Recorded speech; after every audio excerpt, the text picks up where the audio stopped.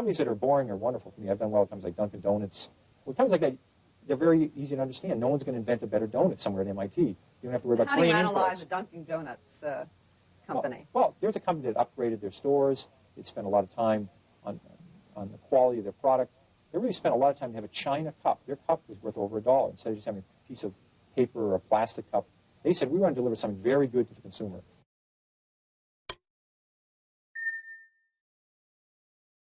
You look for companies that have something unique. Like an example would be Toys R Us when I first found that. You know, they only had 7 or 8 stores. You said to yourself, this concept could have 200 or 300 stores. Now, by nature, some of those companies might be very boring. Well, yeah, that's terrific.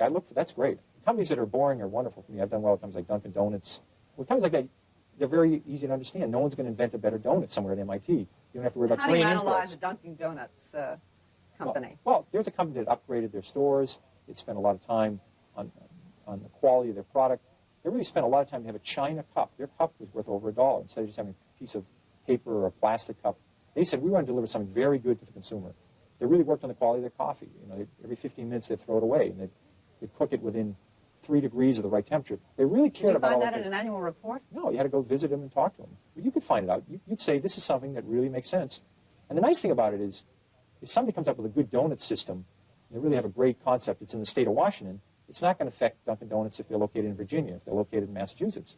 Now, how did you stumble on legs? This is a product my wife said worked very good. And at that point in time, I did a little bit of research, and I found out the average woman goes to the supermarket about twice a week. And all the hosiery being sold in the supermarkets was just junk. So here's a company that made a good product, put it into the supermarkets, put it into the drugstores, made it readily available.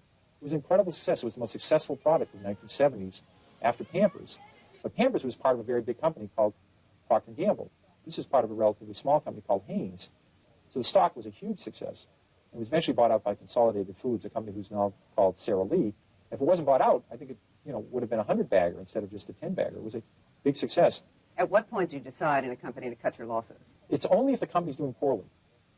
If you bought a company because you thought this new product was going to work, or the aluminum industry was turning around and you know something about the aluminum industry, if all of a sudden the product isn't working or the industry's getting worse, if you're wrong in the fundamentals, then you sell. If the company's doing fine and the stock goes down, that's a great opportunity.